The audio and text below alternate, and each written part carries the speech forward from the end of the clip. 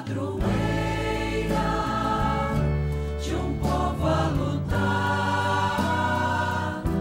a gente mineira te quer exaltar, não só lá na serra.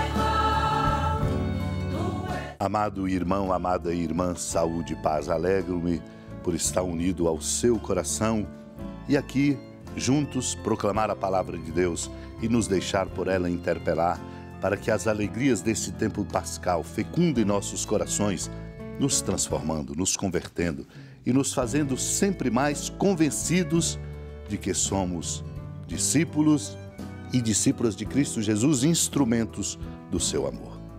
Lembro aqui, preparando-nos para proclamar a palavra de Deus, Santo Agostinho, num dos seus sermões, quando ele diz: nós esperávamos, disseram os discípulos, que fosse ele que libertaria Israel. Lembrando a passagem dos discípulos de Emaús. Ó discípulos esperáveis, diz Santo Agostinho, agora não esperais mais? Cristo vive e a esperança morreu em vós? Sim, Cristo está vivo, mas encontrou mortos os corações dos discípulos. Então o Senhor mostra-se a seus olhos, sem se manifestar, torna-se visível e se oculta. Se não permitisse ser visto, como poderiam eles ouvir sua pergunta e responder a quem lhes perguntava? Como um companheiro ia com eles pelo caminho, porém era ele quem os conduzia. Os discípulos o veem, embora não saibam quem ele é. Conforme ouvimos e vamos proclamar, os seus olhos estavam como que vendados, incapazes de reconhecê-lo. Tu, diz Santo Agostinho, se queres possuir a vida, faze como os discípulos e reconhecerás o Senhor. Acolheram um desconhecido. O Senhor parecia um viajante que seguia para bem longe, mas eles o retiveram. E chegando ao lugar para onde iam, disseram-lhe: fica conosco, pois já é tarde, a noite vem chegando. Retém o hóspede, se queres, diz Santo Agostinho, reconhecer o Salvador. O que a incredulidade levara, a hospitalidade trouxe de volta. O Senhor se tornou presente ao partir o pão. Por isso, diz ele, aprendei, pois, onde procurá-lo, onde encontrá-lo, onde reconhecê-lo, quando o recebeis na comunhão. Naquele mesmo dia, o primeiro da semana, 2 dos discípulos de Jesus iam para um povoado chamado Emaús, distante 11 quilômetros de Jerusalém. Conversavam sobre todas as coisas que tinham acontecido. Enquanto conversavam e discutiam, o próprio Jesus se aproximou e começou a caminhar com eles. Os discípulos, porém, estavam como que cegos e não o reconheceram. Então Jesus perguntou: o que ides conversando pelo caminho? Eles pararam, com o rosto triste. Um deles, chamado Cleofas, lhe disse: tu és o único peregrino em Jerusalém que não sabes o que lá aconteceu nestes últimos dias? Ele perguntou: o que foi? Os discípulos responderam: o que aconteceu com Jesus o Nazareno, que foi um profeta poderoso em obras e palavras diante de Deus e diante de todo o povo.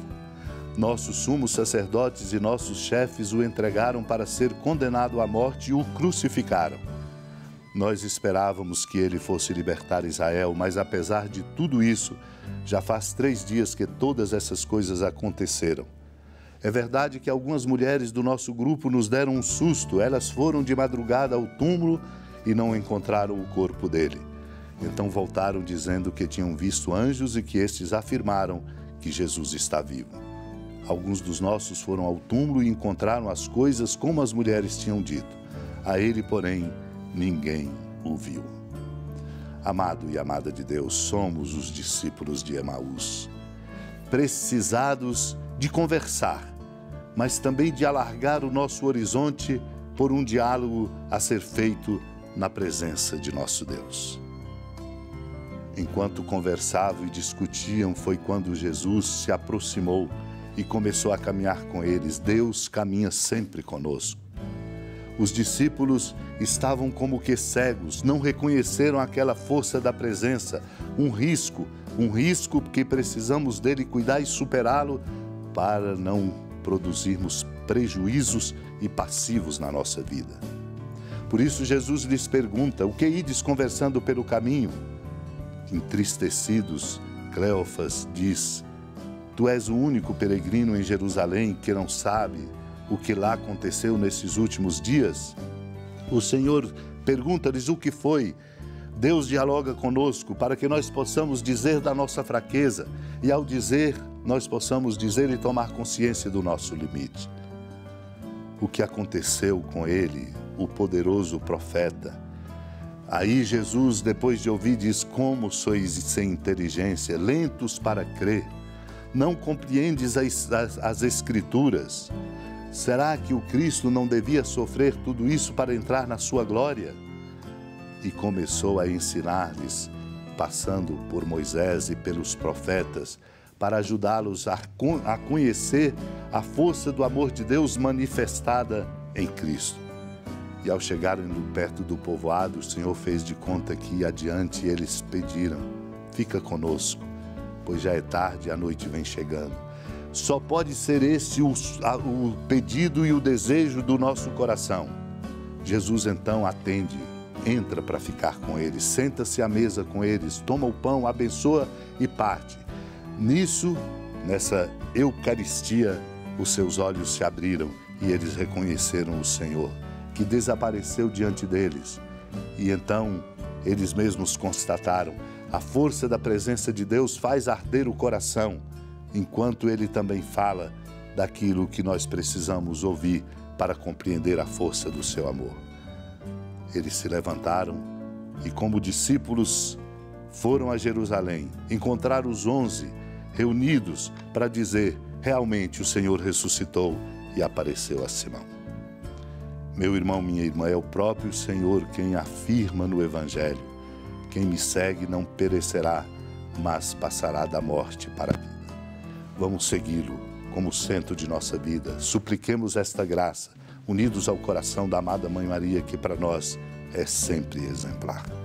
Oremos. Senhora da piedade, Mãe Virgem do Cristo Deus.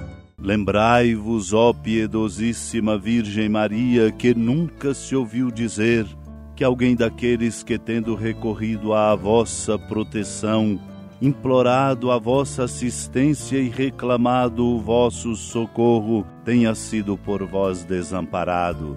Animado com igual confiança, a vós recorro, ó Virgem das Virgens, e gemendo sob o peso dos meus pecados, me prostro a vossos pés. Não desprezeis as minhas súplicas, ó Mãe do Verbo encarnado, mas dignai-vos de as ouvir propícia e de me alcançar o que vos peço. Amém. Feliz padroeira de um povo a lutar, a gente mineira te quer exaltar, não só lá na serra, tu és esplendor de toda esta terra, também és fulgor. Amado irmão, amada irmã, com alegria do Santuário Basílica da Padroeira do Estado de Minas Gerais, a Senhora da Piedade, que da sua casa de clemência e bondade nos acompanha e nos abençoa do alto da serra, magnífica arquitetura divina, a bênção de Deus, amor misericordioso. Pai, Filho e Espírito Santo, desça sobre sua família, proteja sua casa, sustente sua vida, fecunde o caminho missionário de nossa igreja e nos enche de sabedoria e conosco permaneça para sempre. Amém. Feliz padroeira